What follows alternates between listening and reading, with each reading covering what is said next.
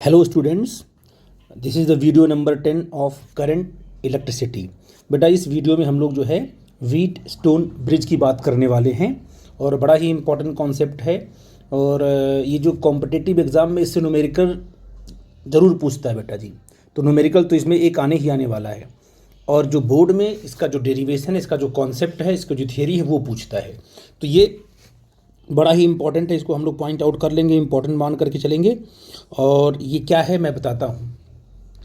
वास्तव में जो व्हीट स्टोन ब्रिज है ना, वो उसमें 5 रेजिस्टेंसेस लगे होते हैं। ठीक है बेटा जी।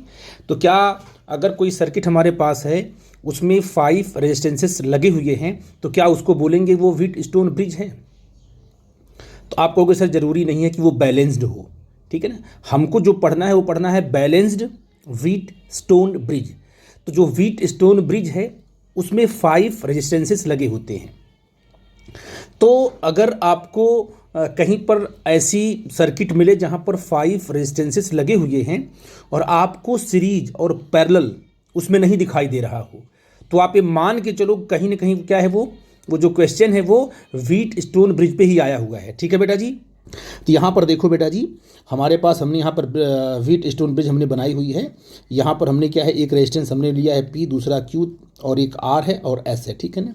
और ये बीच से आपका रेजिस्टेंस गया हुआ है G, इसका नाम होता है गैल्वेनोमीटर। यहाँ पर गैल्वेनोमीटर लगा हुआ है, ये इस ब्रांच के रेजिस्टेंस को मेजर करता है। इसका भी अपना रेजिस्टेंस हमने मान लिया G है। ठीक है ना। तो इसमें भी करंट फ्लो करेगी। अगर मान लो कि अगर A और B के अक्रॉस, ठीक है ना, ए और बी के अक्रॉस अगर आपने बैटरी लगा दी है और आपसे कह दिया गया कि व्हाट इज़ द ए और सी के अक्रॉस लगाई आपने ना, तो what is the equivalent resistance of this circuit. तो आप कहोगे सर कि देखा जाए तो यहाँ से जो करंट निकल रही है, मान लो वो करंट आपकी आई है, ये करंट यहाँ गई। आपसे मैं पूछूं कि पी और आर क्या आपस में सीरीज में हैं, तो आप कहोगे सर नहीं, क्योंकि यहाँ की करंट कुछ और होगी, यहाँ की करंट कुछ और होगी, ये दोनों सीरीज में नहीं है। क्या P और R आपस में पैरेलल में है? तो आप कहोगे सर पैरेलल होने की कंडीशन क्या है कि दोनों रेजिस्टेंसेस आपस में सेम पोटेंशियल पे होनी चाहिए। तो P और R का एक एंड तो सेम पोटेंशियल पे है, लेकिन जो दूसरा एंड है P का वो B पर है और R का जो D पर है, और B और D का पोटेंशियल अलग अलग है। तो आप कहोगे ये दोनों किस में हैं? ये दोनों पैरेलल भी नहीं है। वही कंडीशन आपकी Q की भी है और S की भी है, ये भी न तो सीरीज में न तो पैरेलल है। अब ऐसा कॉम्बिनेशन आपको दिखा तो आप कह सकते हो कि भाई यहाँ पर जो है कि ये व्हीट स्टोन ब्रिज की तरह इसको हम ट्रीट कर सकते हैं। और ये हमारा व्हीट स्टोन ब्रिज बनेगा ऐसा इसलिए क्योंकि यहाँ पर आपको सीरीज और पैरेलल कॉम्बिनेशन आप इसको बना नहीं पा रहे हो। अब इसके लिए क्या करोगे आप, देखो बेटा जी, हमको जो पढ़ना है वो बैलेंस्ड, अनबैलेंस्ड हमको नहीं डिस्कस करना है, हमको पढ़ना है बैलेंस्ड कंडीशन। ये ब्रिज बैलेंस कब होगी, व्हीट स्टोन ब्रिज हमारी बैलेंस कंडीशन में कब होगी? जब मिडिल वाली ब्रांच में करंट आपकी जीरो हो। मतलब गैल्वेनोमीटर एक डिवाइस होती है जो कि सेंसिटिव होती है, जो कि बहुत ही माइक्रो करंट को भी मेजर कर लेती है। यानी इस ब्रांच में अगर थोड़ी सी भी करंट, माइक्रो करंट भी अगर फ्लो कर जाएगी तब भी इसको रीड कर लेगी। तो गैल्वेनोमीटर में अगर डिफ्लेक्शन हो रहा है, अगर इसमें डिफ्लेक्शन हो रहा है तब तो कहेंगे इसमें करंट फ्लो कर रही है। ये डिवाइस लगाई गई कि इस ब्रांच में करंट है कि नहीं है। अगर आपने कहा कि इस ब्रांच में करंट नहीं गई, यहां पर इस ब्रांच में करंट अगर आपकी जीरो हो गई, तो आपकी जो ब्रिज है वो बैलेंस्ड होगी। उसको बोलेंगे बैलेंस्ड कंडीशन में आई जी क्या होना चाहिए, जीरो होना चाहिए। अगर आप आई जी को जीरो कर दोगे तो आपको क्या मिलेगा? आपको मिलेगा P upon Q equal to R upon S। ये ब्रिज है ना आपकी, ये ब्रिज है, तो आप इस रेजिस्टेंस को इससे डिवाइड करोगे तो उसका रेशियो इसके साथ बराबर आएगा। ये आना ही आना है, मैं इसको सॉल्व करके आप प्रूफ करके दिखाऊंगा। अब इसका हम यूज़ क्यों करते हैं, क्या इसका यूज़ क्या है?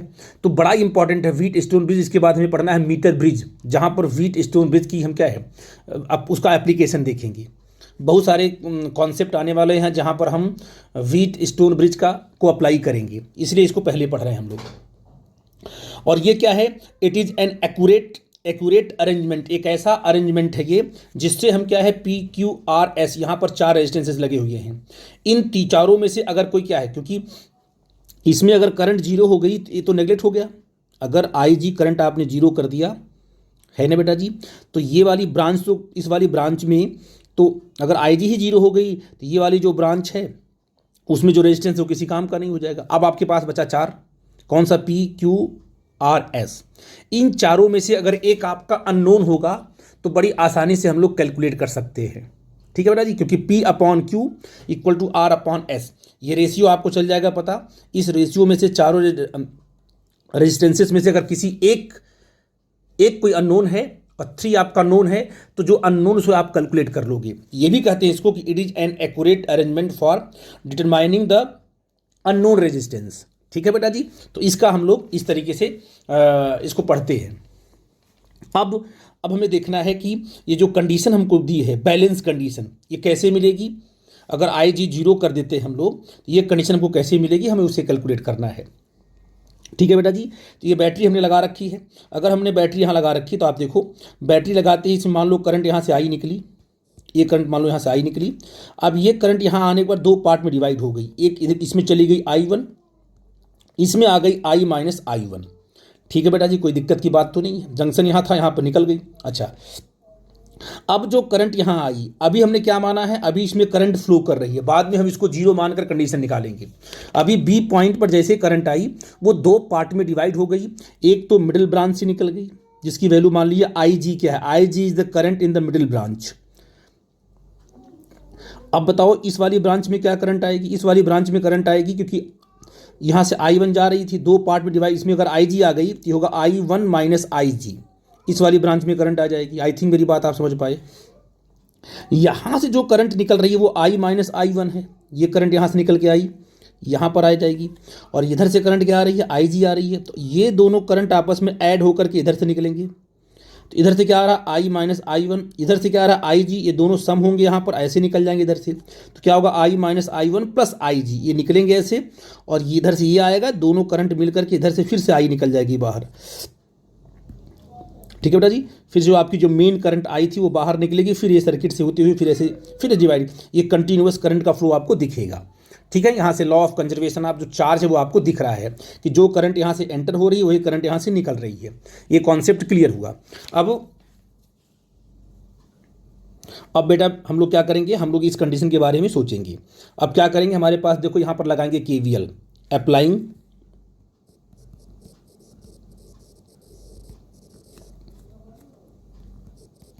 KVL, हम लोग KVL यहाँ लगाएंगे। तो कैसे लगाएंगे बेटा, जो KVL, आपके पास 2 लूप हैं, 2 मैसेज आपके पास हैं, एक मैश ये है, ये आपका मैश 1 है ना। तो आप कहोगे सर एक लूप हमारे पास यहाँ है, दूसरा लूप यहाँ है, दोनों में हम लगा देंगे KVL। तो पहले वाले में कैसे लगाएंगे, पहले वाले के लिए आप क्या करोगे, आप कहोगे सर पहले वाले में लूप हम क्या लेंगे, मान लो हमने क्लॉकवाइज लिया ऐसे और कहा इसमें क्या करंट फ्लो कर रही I1, सॉरी करंट तो हमने बना ही लिया है, तो हमने क्या लिया इसको, ये हमने क्लॉकवाइज हम लेके चलेंगे, इस पूरे के पूरे लूप में लगाएंगे KVL। इस वाले को भी क्लॉकवाइज ही ले लेंगे ऐसे, इसमें भी लगाएंगे KVL लगाएंगे। KVL लगा कर हम लोग 2 इक्वेशन बनाएंगे, फिर हम लोग 1 बाई 1 करके आगे चलेंगे, ठीक है ना। तो देखो बेटा जी, सबसे पहले क्या है, कौन सी लूप में अप्लाई करना है, लूप कौन सा, ABDA है ना, इस लूप में हम चलेंगे। आप बताइए 1 बाई 1 करके लिखते हम लोग हैं, तो कैसे लिखेंगे बेटा जी बताओ आप लोग।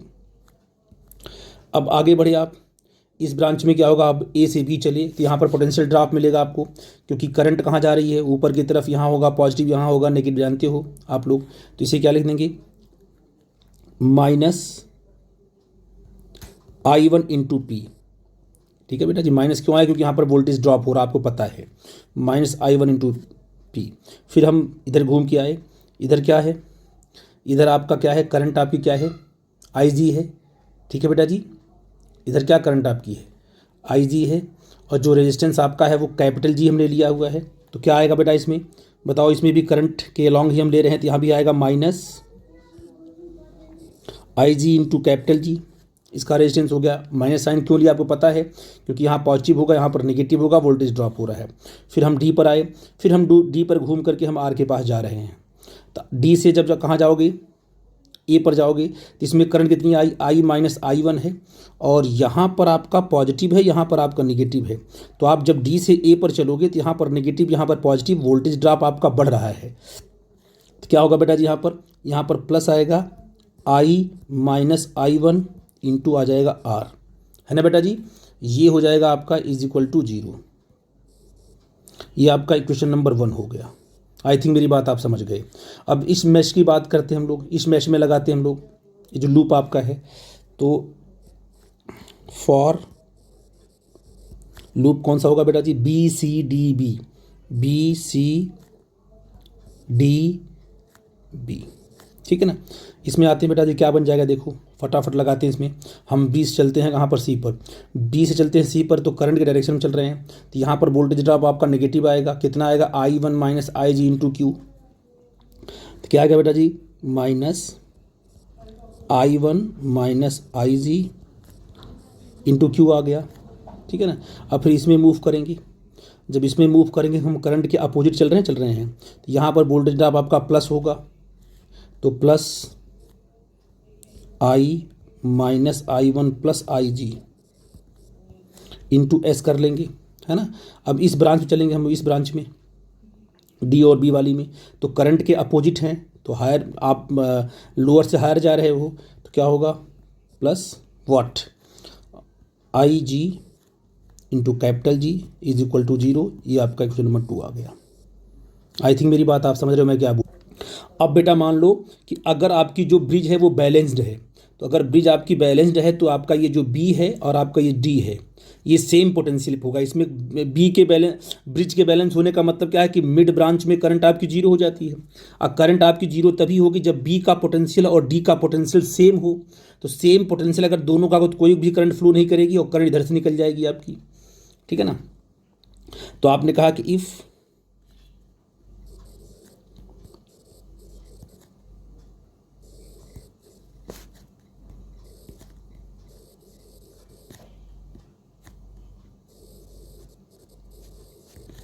तो क्या होगा, potential at B is equal to potential at D. मतलब यहाँ का पोटेंशियल और यहाँ का पोटेंशियल बराबर होगा। अगर ये पोटेंशियल बराबर होगा तो what happen here, this implies that I G equal to 0, ठीक है ना। तो अगर ऐसी बात है, हमारी ब्रिज बैलेंस्ड है, तो क्या होगा, क्योंकि हमें बैलेंस की कंडीशन निकालनी है, तो इस इक्वेशन में आप क्या रख दोगे, आई जी 0 रख दोगे, यहाँ पर रख दोगे 0। तो जो पहले वाले इक्वेशन में आई जी रखोगे 0, है ना, तो क्या आ जाएगा बेटा जी, आ जाएगा यहाँ आ जाएगा माइनस I1 P, है ना बेटा जी, is equal to I minus I1 into R. हमने ट्रांसफर कर दिया, इसको 0 कर दिया, ठीक है ना। ये आपका हो गया इक्वेशन नंबर 3। सेकेंड में रखते हैं, सेकेंड में रखोगे और ट्रांसफर करोगे तो यहाँ पर आई जी 0 हो जाएगा, तो क्या हो जाएगा तुम्हारा, minus I1 Q is equal to, है ना बेटा जी। जब इसको ट्रांसफ़र करोगे और आई जी यहाँ इसको भी 0 कर दोगे, यहाँ पर आई जी 0, तो क्या बन जाएगा आपका ट्रांसफ़र करने पर, ये बन जाएगा आई माइनस I1 इंटू एस। ये आपका बन जाएगा इक्वेशन नंबर 4। अच्छा, यहाँ भी ट्रांसफ़र किया ना आपने, तो यहाँ भी आ जाएगा प्लस, यहाँ भी आ जाएगा प्लस, ठीक है बेटा जी। इसमें कोई डरने की तो बात नहीं है। ये आई थिंक मेरी बात आप समझ गए। अब हमने क्या किया, ये आपके पास 3 आ गया, 4 आ गया, ठीक है ना। अब यहाँ लिखोगे डिवाइडिंग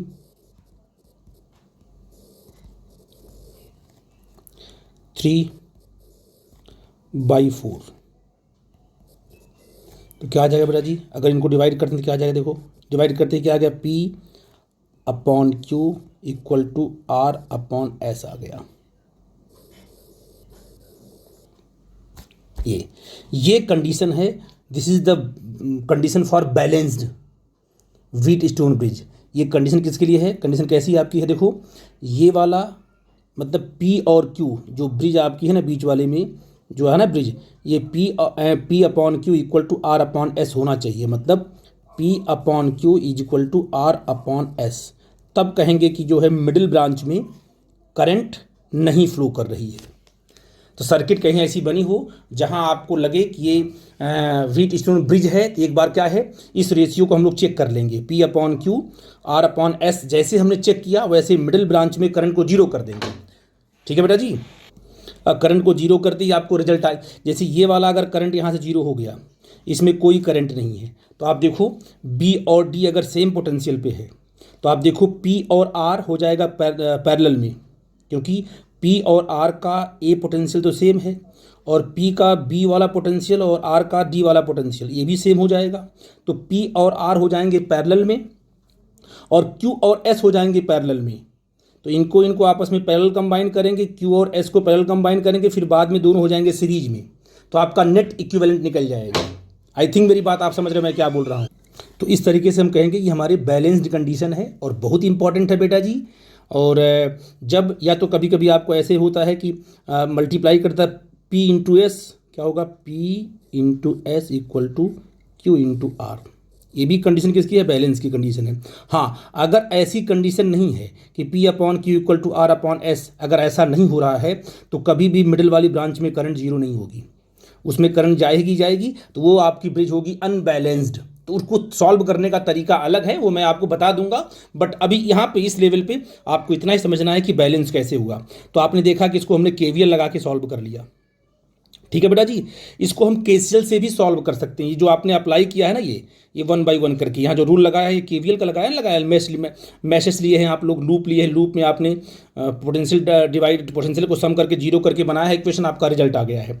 आप इसको KCL से भी सॉल्व कर सकते हो, क्योंकि जब भी कभी कभी पूछा गया है कि आप व्हीट स्टोन ब्रिज को KVL के थ्रू सॉल्व करो या KCL के थ्रू सॉल्व करो, तो उसको मैं आपको बता देता हूँ कैसे करना है आप। ठीक है बेटा जी। तो यहाँ देखो बेटा जी, मेरे नोट्स में है, वहीं मैं आपको समझा दे रहा हूँ, क्योंकि आप लगाना जानते हो KCL। तो फटाफट देखो, ये आपका V लगा यहाँ पर है, A का पोटेंशियल आपका V है और C का पोटेंशियल आपका 0 है। यहाँ पर जो अननोन पोटेंशियल आपका क्या है, B और D, क्योंकि आपको पता नहीं है कि B और D पर क्या पोटेंशियल है, अभी आपको पता नहीं है ना। ठीक है बेटा जी। तो इसको मान लिया आपने, यहाँ पर B का पोटेंशियल X मान लिया और D का पोटेंशियल Y मान लिया, और मैंने आपसे बताया कि जहाँ पर अननोन पोटेंशियल आपको दिखे वहाँ पर आप KCL लगा दो। तो आपने कहा सर मान लो हम X की बात करते हैं, X जंक्शन आपका है, तो यहाँ से 3 करंट निकालेंगे जहाँ पर हमें लगाना है KCL। तो आपने कहा एक करंट मान लो कहाँ जा रही है, नीचे जा रही है, एक करंट जा रही है इस साइड में, एक करंट जा रही है इस साइड में। जिस पॉइंट पर KCL लगाने जा रहे हो वहाँ पर हम क्या करते हैं, करंट को डिस्ट्रीब्यूट करते हैं और उस पॉइंट को हम हायर पोटेंशियल मानते हैं और करंट उससे निकलती हुई दिखाते हैं। आई थिंक मेरी बात आप समझ पाए। तो अब बताओ X पॉइंट B वाले पॉइंट पर लगा दो, KCL लगा दो। क्या कहता है KCL, X माइनस V, ए पर क्या है V है ना आपका, X minus V upon P, X minus Y upon G, या तो RG, जो इसका आपने जो क्या ले रखा है, इसका जो रेजिस्टेंस हमने यहाँ पर RG मान लिया, कर सकते हो। तो X अपॉन, यहाँ लिखो, मैंने लिखा है, देखो एक एक करके करते हैं, इस वाले करंट को लिखते हैं, क्योंकि sum of all current will be 0। इसमें जो करंट जा रही है कितना होगी current, X minus V upon P, है ना बेटा जी। तो यहाँ पर मैंने इसको लिखा है, पहले इस वाले करंट को लिखा है मैंने, यहाँ पर 0 ना 0 है पहले, तो आप कहोगे sir X minus 0 upon Q, ये वाली करंट यहाँ लिख दिया। अब फिर हमने लिखा कौन सी करंट, इस वाली करंट को, X minus Y upon RG, क्योंकि हमने जो गैल्वेनोमीटर का रेजिस्टेंस हमने RG ले लिया है, G भी ले सकते हो, कोई प्रॉब्लम की बात नहीं, कैपिटल G भी कर सकते हो। ठीक है बेटा जी, ओके। अब इसके बाद जो है इस वाली ब्रांच में जो करंट जा रही है क्या, X minus V upon P। ये किरचॉफ कहता है कि तीनों का जो सम होगा I1 प्लस I2, जो सम होगा वो 0 के बराबर होगा, क्योंकि जंक्शन से निकल रही है वो। तो यहाँ पर आपने बना लिया, एक इक्वेशन बना लिया। दूसरे वाली पे आ जाओ, क्योंकि ये भी अननोन आपका है, D पॉइंट को आपने Y मान लिया है, तो यहाँ से भी करंट, एक करंट ये निकल रही है, एक करंट मान लो ऊपर जा रही है, क्योंकि जिस पॉइंट पर आपको KCL लगाना है उस पॉइंट से करंट को निकालते हुए आप दिखाते हो। आपको ये नहीं देखा करंट कहाँ से आ रही कहाँ नहीं, जिस पॉइंट को निकालना है उस पर आप करंट, वो बाद में मैंने बताया है कि वो आप नेगेटिव पॉजिटिव खुद देता है KCL। तो आपको अगर इस पॉइंट D पॉइंट पर लगाना है KCL, तो आपने करंट निकाल दिया, एक इधर गई, एक इधर गई, एक इधर गई। तो आप बताओ बेटा जी यहाँ से क्या होगा, यहाँ से होगा, अगर इस करंट की बात करें तो होगा D, यहाँ पर कितना है Y है ना, Y माइनस 0 अपॉन S, ये करंट, और फिर Y माइनस X अपॉन ये वाली करंट, आर जी हो जाएगा ना आपका Y minus X upon R G. ये वाली करंट क्या होगी बेटा जो यहाँ से दिखा रहे हो आप, Y minus V upon R हो जाएगा, ठीक है ना। जिस पॉइंट पर केसीएल लगाते हो उसी पॉइंट से हम आप करंट को डिस्ट्रीब्यूट करते हैं, ये लिख दिया आपने। और आपने कहा कि अगर हमारी ये ब्रिज बैलेंस्ड है तो बी और वाई, बी और डी का पोटेंशियल सेम होगा नहीं, एक्स इक्वल टू क्या होगा, वाई होगा। तो आपने क्या कर दिया, दोनों में एक्स वाई बराबर रख दो। तो आपने कहा अगर एक्स वाई हमने रख दिया यहाँ पर, एक्स इक्वल टू वाई, तो ये हो जाएगा जीरो, ये हो जाएगा जीरो, ये भी हो जाएगा जीरो। देखो आर जी निकल गया, ये भी जीरो, ये भी जीरो हो जाएगा, क्योंकि सेम पोटेंशियल पे है। तो एक्स अपॉन पी आ जाएगा equal to X minus V upon P equal to zero आ गया। Y by S plus Y minus V upon R equal to zero आ गया बेटा जी, है ना। इसके बाद एक्स अपॉन क्यू को हमने ट्रांसफर किया तो ये कितना हो जाएगा तुम्हारा, V minus X upon P हो जाएगा। फिर हमने इसको ट्रांसफर किया तो V minus Y upon R आ जाएगा। दोनों को डिवाइड किया, डिवाइड करते ही रिजल्ट आपका आ गया, है ना। क्या आ गया बेटा जी, S upon Q equal to R upon P या P upon Q equal to R upon S. This is the balance condition for Wheatstone bridge. और आपने क्या लिया इसमें केसीएल लगा दिया, आपने करंट को डिवाइड करके जंक्शन रूल लगा के आपने कॉन्सेप्ट को बना लिया। तो आपने केवीएल देखा, आपने केसीएल देखा, दोनों तरीके से आपने व्हीटस्टोन ब्रिज को हम लोग ने प्रूफ किया कि इसकी बैलेंस्ड कंडीशन क्या है। ठीक है बेटा जी, इस पर न्यूमेरिकल भी हम 1 by 1 करके कराएंगे तो और भी आपको क्रिस्टल क्लियर होगा। ठीक है बेटा। अब बेटा एक नया टॉपिक हम लोगों को डिस्कस करना है, कॉम्बिनेशन ऑफ सेल्स और ग्रुपिंग ऑफ सेल्स। सेल्स का मतलब हम बैटरी की बात कर रहे हैं, जो सेल आप लगाते हो ना, अपने टॉर्च में लगाते हो या कार में जो सेल बैटरी का यूज करते हो या जो घरों में आप बैटरी यूज कर रहे हो, वो उसको हम सेल बोलते हैं, ठीक है ना। तो हम अब देखेंगे, अभी तक हम लोगों ने रेजिस्टेंस के कॉम्बिनेशन को देखा, अब हम सेल के कॉम्बिनेशन को देखेंगे।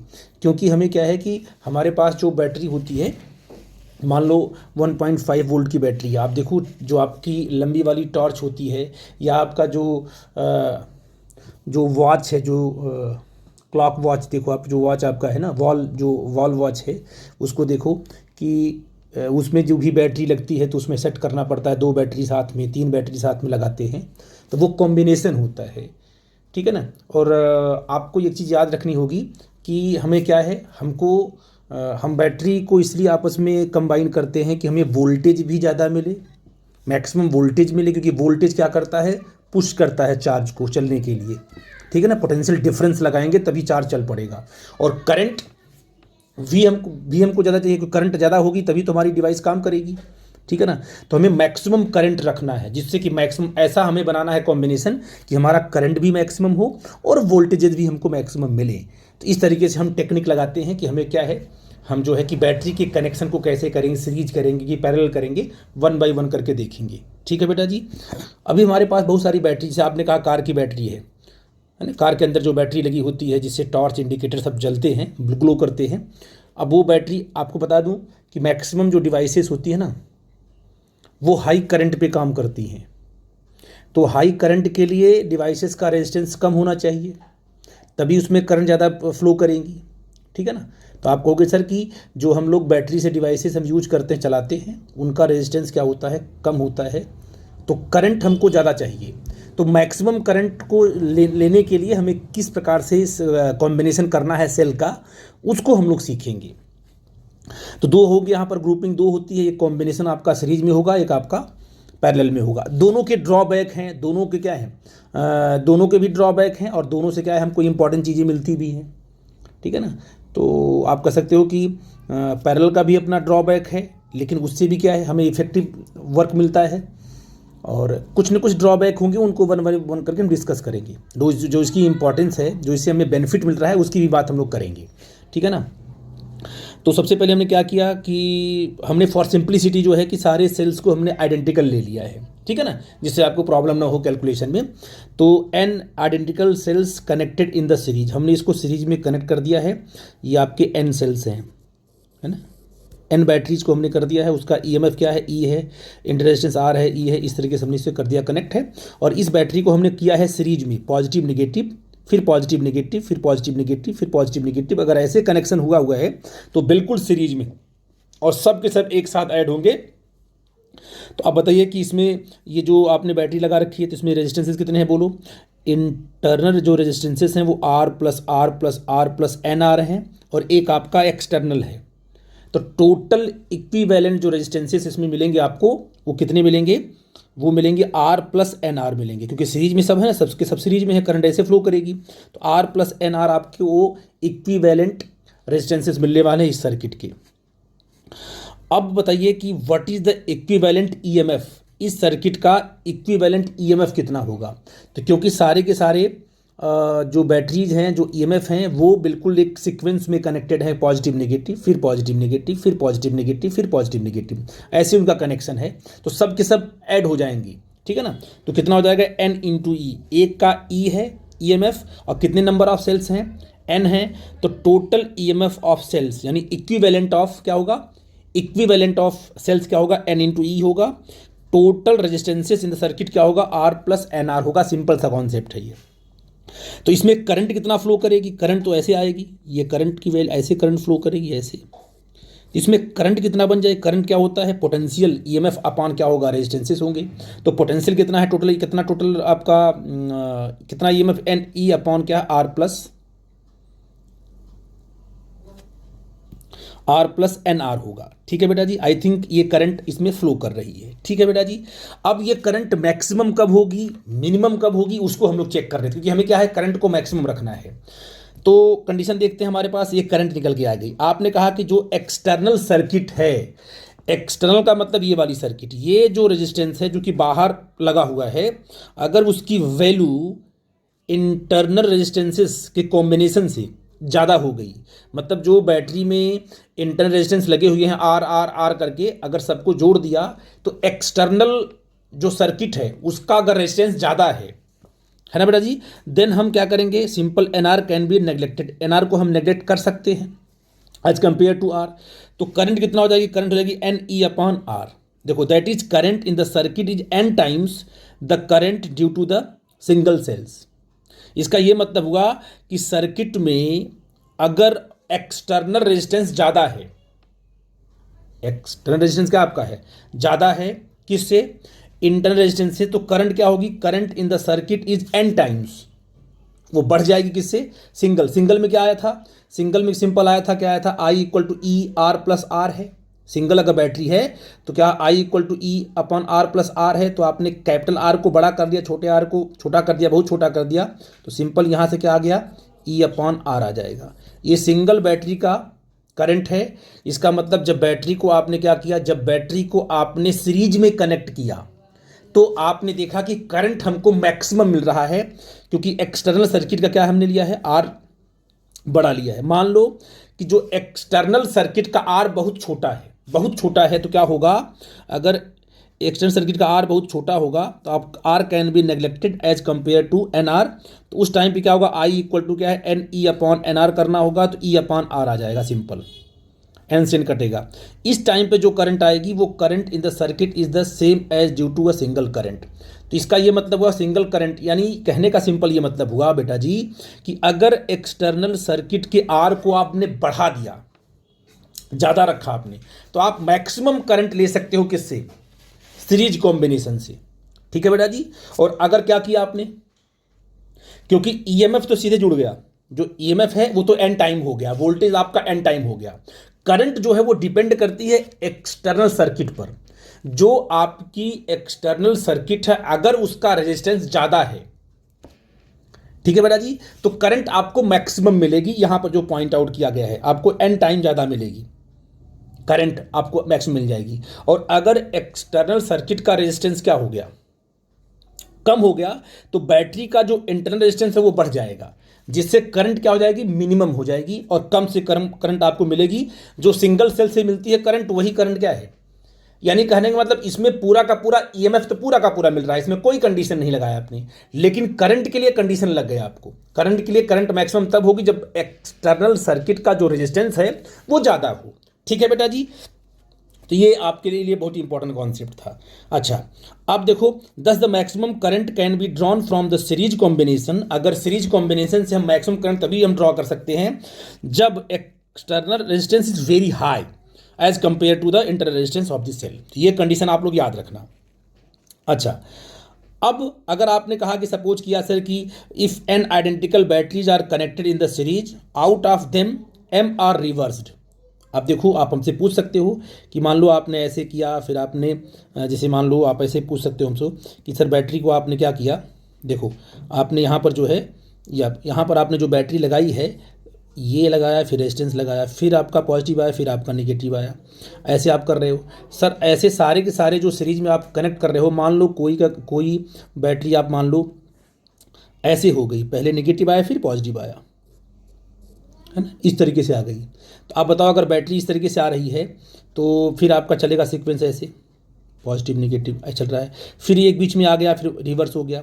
मतलब उसने कहा कि सबका सब सीक्वेंस सही है, एन आपके पास आइडेंटिकल रेजिस्टेंस ईएमएफ तो लगे हुए हैं बस, बट उसमें एम जो है, एम नंबर ऑफ बैटरी जो है रिवर्स हो गई है।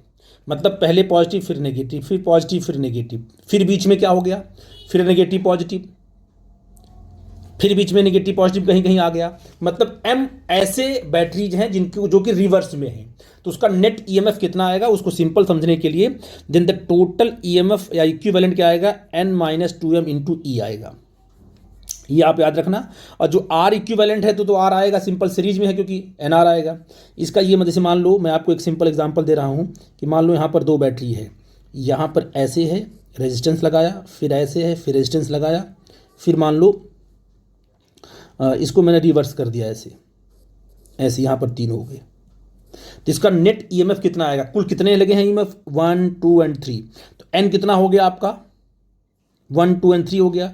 तो 3 माइनस, और कितनी बैटरी आपकी रिवर्स है, एक बैटरी आपकी रिवर्स है, तो 2 इंटू 1 आ गया ऐसे। ठीक है बेटा जी, आई थिंक ये अगर इक्वल है तो, है ना। तो बताइए इंटू ई आ गया, तो कितना आ गया बेटा जी, 3 में से 2 माइनस होगा, सिंपल वो ई आएगा। तो जो इसका नेट ईएमएफ आएगा वो ई ही आएगा, क्योंकि एक दूसरे को एक क्या करेगा, एक ये और ये आपस में नलीफाई कर देंगे, रिवर्स होंगे। ये फार्मूला आप याद रखना कि अगर एन आइडेंटिकल बैटरीज लगी हुई है, उसमें से एम बैटरी क्या हो गई है, रिवर्स हो गई है, तो उसका जो नेट ईएमएफ आएगा वो आएगा n-2m इंटू ई आएगा। इसको आप, और जो आपका इक्विवेलेंट आर आने वाला है इंटर रेजिस्टेंस, वो सिंपल आपका आर इंटू एन आर आने वाला है। आई थिंक इस बात को आप समझ गए। कोई डाउट होगा तो प्लीज़ आप डिस्कस करना। और सीरीज कॉम्बिनेशन में करंट कब मैक्सिमम होगी, कब मिनिमम होगी, ये चीज़ भी आप याद रखना। और सीरीज कॉम्बिनेशन में आप जो है ईएमएफ को आपने एन टाइम कर दिया, उसमें कोई प्रॉब्लम की बात नहीं है। मतलब ईएमएफ इसमें मैक्सिमम होता है, जो आपका नेट पोटेंशियल आएगा वो मैक्सिमम होता है सीरीज में, ठीक है ना। अच्छा, और करंट को मैक्सिमम करने के लिए कंडीशन आपको लेनी पड़ती है। अब बेटा देखो, ये आपका पैरेलल कॉम्बिनेशन है, parallel combination of the cells की बात करूंगा मैं, कि देखते हैं कि अगर सेल्स को हमने क्या किया, पैरेलल आपस में कंबाइन किया, तो क्या हमको बेनिफिट मिल रहा है, उसको हम देख रहे हैं। पहली बात, आपने ईएमएफ ए लिया, ये भी लिया, ये भी लिया, आपके पास मान लो एन आइडेंटिकल ईएमएफ आपने ले लिया। कितना लिया, एन आइडेंटिकल, मतलब हमने 3 ही लिया है। आप ऐसे ऐसे करके आप एन को ले सकते हो। तो आपने कहा कि ये तीनों किस में है, पैरेलल कॉम्बिनेशन में है, ये भी और ये भी, ठीक है ना, तीनों का सेम। अब आपने कहा कि बताइए जो नेट इक्विवेलेंट ईएमएफ आएगा, हमेशा आपने इसमें कन्वर्ट कर दिया किसमें, एक सिंपल इक्विवेलेंट में, आर इक्विवेलेंट में, रेजिस्टेंस आपने आर लगा दिया यहाँ पर, ठीक है, ऐसे लगा दिया, और करंट आपने आई फ्लो करा दिया, इसको कन्वर्ट कर दिया। अब बताइए बेटा जी, इसमें अगर आपको आर इक्विवेलेंट निकालना है तो आप कैसे निकालोगे, क्योंकि तीनों के तीनों पैरेलल में है। आप स्मॉल आर की बात करता हूँ मैं, तो कहोगे सर कि आर इक्विवेलेंट क्या आएगा, 1/r equivalent 1/r plus 1/r equal to कहाँ, अप टू एन तक जाएंगे आप लोग। तो कितना आ जाएगा, n/r आ जाएगा। और जब निकालोगे आर इक्विवेलेंट तो आपको रिवर्स करना पड़ेगा, तो r/n आ जाएगा। तो जो आर इक्विवेलेंट आया किसका, इंटरनल रेजिस्टेंस का, जो बैटरी का इंटरनल रेजिस्टेंस, उसका जो आर इक्विवेलेंट आया वो आया आपका r/n आया। अब ये जो r/n है वो r के साथ सीरीज में है, क्योंकि करंट तो ऐसे ही फ्लो कर रही है ऐसे। इसको कंबाइन करोगे, जब कंबाइन करके एक बना दोगे तो सीरीज ही आएगा ना, आएगा सीरीज, ऐसे आ जाएगा। तो आर के साथ सीरीज में है, तो क्या कहोगे, RN। तो total resistance in the circuit, यानी नेट इक्विवेलेंट रेजिस्टेंस पूरा का पूरा कितना होगा, R प्लस R/n होगा, क्योंकि R इसके साथ सीरीज में है। ऐसे होगा ना, ऐसे आएगा, फिर ये यहाँ पर रेजिस्टेंस आपका ऐसे आएगा, और ये कितना होगा, R/n होगा, ये आपका R होगा, सीधे सीधे होगा सीरीज में। तो आपने कहा नेट रेजिस्टेंस हमने निकाल लिया इस पूरे सिस्टम का, ठीक है बेटा जी। अब देखते हैं कि what is the equivalent EMF. ये तो ऑब्वियस है, क्योंकि तीनों के तीनों पैरेलल में है, तीनों का जो पोटेंशियल होगा इसका यहाँ पर कितना होगा, ई होगा, यहाँ पर होगा 0 होगा। तो तीनों के तीनों को जो कंबाइन करेंगे तो नेट ईएमएफ तो ई के बराबर ही आएगा।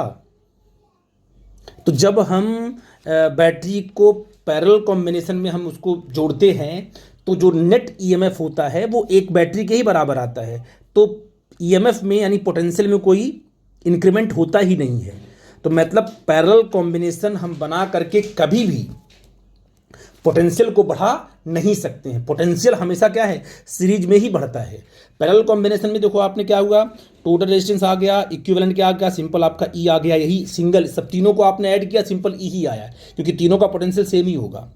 तो आपने कहा the circuit in the resistance R is given by, तो the current in the resistance R is given by, तो कितनी करंट फ्लो कर रही है इसमें, ये निकालना होगा ना, आपको निकालना होगा। तो आपको नेट निकालना होगा, इक्विवेलेंट क्या होगा तुम्हारा, I equal to total EMF कितना है, स्मॉल ई ही है, total EMF upon R equivalent क्या है, R plus R by N है। सॉल्व किया हमने तो यहाँ से ये फॉर्मूला आपका आ गया in case of parallel combination, I equal to N E upon N R plus R आ गया। ठीक है बेटा जी। अब हम इस पे करंट कब होगी, मैक्सिमम कब होगी, ये तो कंफर्म हो गया कि पोटेंशियल आपका नहीं बढ़ने वाला है। अब अगर आपने आर को बहुत छोटा रखा, कौन, एक्सटर्नल जो सर्किट है जो आर वहाँ लगा हुआ उसको बहुत छोटा रख दिया आपने, तो N R can be neglected. अगर एन आर को आपने नेग्लेक्ट किया तो आई क्या हो गई, N E upon R, that is current in the circuit is N times the current due to a single cell.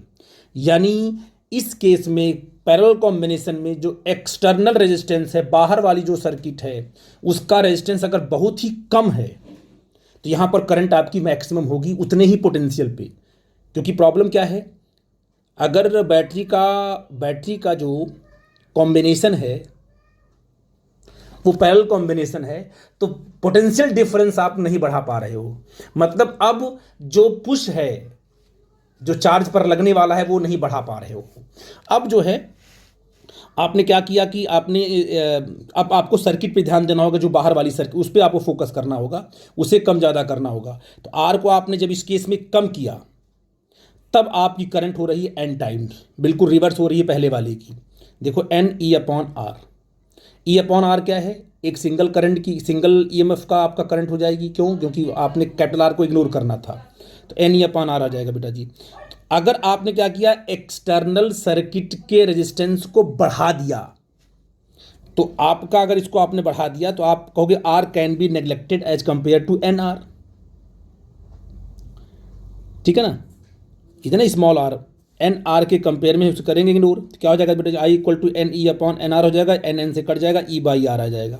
इसका मतलब अगर एक्सटर्नल सर्किट आपकी हाई रेजिस्टेंस की है तो करंट में कोई इंक्रीमेंट नहीं होने वाला है।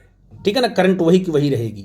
आई थिंक मेरी बात आप समझ गए। यहाँ पर आपके साथ प्रॉब्लम क्या आ गई कि आपने सीरीज कॉम्बिनेशन में आपको एक बेनिफिट मिला कि आपने क्या किया, सीरीज कॉम्बिनेशन में आपने देखा कि अगर आपने सीरीज में कंबाइन किया सेल्स को तो जो ईएमएफ आपका नेट है, पोटेंशियल डिफरेंस, वो आपको बढ़ के मिल रहा है।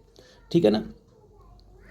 और जब आपने पैरेलल कॉम्बिनेशन किया तो उस केस में आपका ईएमएफ ज़्यादा नहीं है, सेम सिंगल सेल वाला है।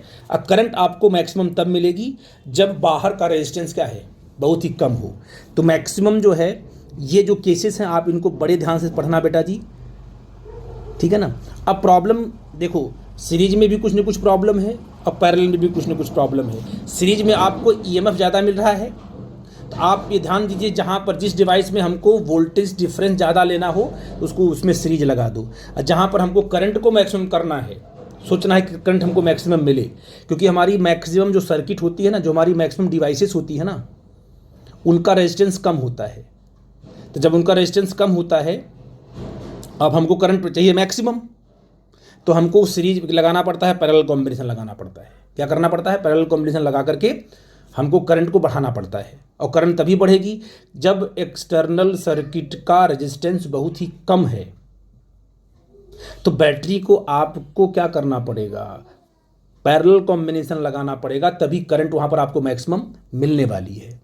और मैक्सिमम हमारे पास जो डिवाइसेस होती हैं उनका रेजिस्टेंस कम ही होता है। तो अब आपके साथ प्रॉब्लम क्या है कि आप उधर सीरीज से आपने ईएमएफ बढ़ा लिया, इधर पैरेलल कॉम्बिनेशन आपने करंट बढ़ा लिया। लेकिन प्रॉब्लम है कि हमको दोनों को साथ में बढ़ाना है। दोनों अगर हमको मतलब हमको वोल्टेज भी बढ़ के मिले, एक ऐसा कॉम्बिनेशन जिसमें वोल्टेज बढ़ के मिले और करंट भी बढ़ के मिले, तो हमारी बात बन जाएगी। इसीलिए क्या है, हम एक नया कॉन्सेप्ट पढ़ते हैं, मिक्स्ड कॉम्बिनेशन। ये सीरीज और पैरेलल तो पढ़ना ही पढ़ना आपको है, इसमें कोई प्रॉब्लम की बात नहीं, आपको बिल्कुल आना चाहिए। इसके बाद हम लोग पढ़ेंगे मिक्स्ड कॉम्बिनेशन, जिसमें कुछ सीरीज कॉम्बिनेशन होंगे, कुछ पैरेलल कॉम्बिनेशन होंगे। सीरीज वाले क्या करेंगे, ईएमएफ को बढ़ाएंगे, पैरेलल वाले क्या करेंगे, करंट को बढ़ाएंगे। तो हमको ईएमएफ और करंट दोनों मिलके बढ़ के मिलेंगे, हमारा काम बन जाएगा। ठीक है बेटा जी, तो उसको भी हम लोग देख लेते हैं। अब बेटा ये आपका ये मिक्स कॉम्बिनेशन है, ठीक है ना। इसमें देखो कुल कितनी बैटरी लगी हुई है, देखो कितने रो हैं बोलो, 1 2 3 4 अप टू एन सेल जो आपके कनेक्टेड है हॉरिजेंटल, है ना। और कितने आपके पास जो कॉलम बनेंगे 1 2 3 जो कितने हैं, ये एम रोज हैं, सॉरी कितने रोज हैं बोलो, एम रोज हैं। कितने, एक रो, दूसरा, तीसरा, चौथा, पांचवा, कितने रोज हो गए आपके, एम रोज हो गए। और कितने कॉलम हुए इस तरीके से, एन कॉलम है। तो एन कॉलम हो गए। और क्या देखो, ये आपके कितने सेल आपस में सीरीज में कनेक्टेड है, एन सेल। यहाँ भी एन सेल, यहाँ पर एन सेल। तो कितने हमने कर लिए पैरेलल में, एम रोज हो गए, है ना। तो हमने सीरीज में, फिर सीरीज में, फिर सीरीज में, फिर आपस में कर दिए कनेक्ट, तो पैरेलल भी आपको आ गए। तो एन आपके पास कॉलम्स हैं ऐसे, और रोज कितने बने, 1 2 3 4 5 अप टू एम तक बने हैं, ठीक है ना। ये लाइन 1 है, ये 2 है, ये 3 है, 4 है, अप टू कहाँ तक गया है, एम तक गया हुआ है। और ये वाला 1 है, 2 है, 3 है, 4 है, 5 अप टू एन तक गया है। तो टोटल नंबर ऑफ सेल कितने यूज हो गए, क्योंकि इसमें एम रोज है और एन कॉलम्स हैं, तो टोटल नंबर ऑफ सेल क्या होंगे, एम इंटू एन हो जाएंगे। आई थिंक मेरी बात आप समझ पा रहे हो मैं क्या बोल रहा हूँ, ठीक है बेटा जी। अब बताइए इसका कितना पोटेंशियल होगा, टोटल कितना होगा ईएमएफ इस वाले का, पहले वाले जो आपने ये वाला लिया है सीरीज में, ई होगा, इसका भी कितना, अच्छा इसका एन ई होगा, यहाँ से लेके यहाँ तक कितना होगा, एन ई होगा, इसका भी एन ई होगा, इसका भी, जितने भी आएंगे सबका एन ई होगा। तो N E N E N E किस में हो गए, पैरेलल में हो गए। तो उनका कितना पोटेंशियल हो जाएगा तुम्हारा बोलो, तो टोटल सेल अर्थात ईएमएफ अक्रॉस 1 रो, एक रो के अक्रॉस कितना ईएमएफ होगा बेटा जी, एन ई होगा। तो EMF across the parallel rose remains unchanged, ठीक है ना। तो क्या होंगे बिल्कुल, क्योंकि जितने भी 1 2 3 जितने भी होंगे वो उसमें क्या होंगे, कोई चेंज होगा बेटा। इसका भी आपका एन ई होगा, इसका भी एन ई होगा, इसका भी एन ई होगा, तो वो चेंज होने वाला नहीं। पूरा का पूरा ए बी के अक्रॉस जो टोटल ईएमएफ आएगा आप कितना आएगा, वो एन इंटू ई ही आने वाला है। ईएमएफ तो आपका एन इंटू ई आने वाला है। नेट ईएमएफ आपका एन टाइम तो बढ़ गया, एक बैटरी से एन टाइम बढ़ गया, लेकिन ये तो आपका हो गया ईएमएफ, ठीक है बेटा जी। अब देखते हैं कि what is the equivalent resistance क्या होगा। अच्छा एक रो का कितना होगा, इस वाले का एन इंटू आर होगा, इसका भी एन इंटू आर होगा, इसका भी एन इंटू आर होगा। कब तक जाएंगे हम बेटा जी, एम तक जाएंगे। तो इक्विवेलेंट रेजिस्टेंस ऑफ एम रो कितना हो जाएगा बेटा जी, एन आर अपॉन क्या हो जाएगा, एम हो जाएगा। सबका साथ में लिया हमने ना, अरे भाई 1 2 3, एक का है एन आर, तो कितना है पैरेलल में, 1 है, फिर 2 है, फिर 3 है, फिर 4 है, अप टू एम तक है। तो क्या हो जाएगा भाई, एन आर अपॉन एम हो जाएगा। तो equivalent resistance across A B, पूरा का पूरा रेजिस्टेंस, इसको भी पूरा का पूरा लेंगे और प्लस इसको सीरीज में लेंगे, तो क्या हो जाएगा बेटा जी, यहाँ से N R upon M plus R हो जाएगा, ठीक है ना। अब निकालो कितना होगी करंट सर्किट में, I equal to N E upon N R upon M plus capital R हो जाएगा। अरे भैया आप आर की वैल्यू यहाँ रख दिया आपने, तो करंट क्या आ गई, करंट इक्वल टू आ गई M into N capital E upon N R plus M R आ गई, ये करंट की वैल्यू आ गई। तो ईएमएफ आपका एन टाइम तो बढ़ के भी आ गया और ये करंट आपकी आ गई। Condition for maximum current, maximum current आपको कम मिलने वाली उसकी कंडीशन क्या होगी, जब ये दोनों बराबर हो, N R equal to M R. याद रखना N R equal to M R अगर क्या है, ये सबसे छोटा हो, ये सबसे छोटा रखना होगा इस, क्योंकि नीचे वाला का टर्म सबसे छोटा होगा बेटा ना। अरे नीचे वाला टर्म सबसे छोटा होगा तभी तो आई की वैल्यू मैक्सिमम होगी। ये कब होगा ऐसा, जब इन दोनों की वैल्यू बराबर हो, ये कंडीशन है। इन दोनों की वैल्यू क्या हो जाएगी, अगर N R equal to M R कर लेते हैं, दोनों को बराबर रखते हैं, तब ये कंडीशन आपको मैक्सिमम की मिलेगी। याद रखना आप लोग, तो N R equal to M R रखा आपने, तो उस टाइम पर N upon M equal to R upon R आ गया। This is the condition for maximum current. इसका मतलब क्या होगा कि एन और एम को आप समझ रहे हो क्या है? बैटरीज जो है एन टाइम जो है सीरीज में कनेक्टेड है और एम टाइम जो है वो पैरेलल में कनेक्टेड है। तो इस एन अपॉन एम का जो रेशियो हो गया है ना, वो एक्सटर्नल रेजिस्टेंस अपॉन क्या है, इंटरनल रेजिस्टेंस के अगर रेशियो के बराबर हो गया, उस टाइम पे करंट आपकी मैक्सिमम मिलेगी। किस कंडीशन में? जब आपका मिक्स्ड कॉम्बिनेशन है। आई थिंक मेरी बात आप समझ पाए, क्योंकि आप स्मॉल आर को आप चेंज नहीं कर पाओगे, तो आपको कैपिटल आर को इस प्रकार सेट करना है कि capital R upon small R, इनका जो रेशियो हो वो एन अपॉन एम के आ जाए, तो वो उस टाइम पर आपको करंट मैक्सिमम मिलेगी और वोल्टेज तो आपको एन टाइम मिल ही चुका है। इस प्रकार से हमने बैटरी के कॉम्बिनेशन को देखा, सीरीज कॉम्बिनेशन, पैरेलल कॉम्बिनेशन। याद रखिए कि सीरीज कॉम्बिनेशन में वोल्टेज आपको एन टाइम बढ़ के मिलता है, ठीक है बेटा जी। और जो आपका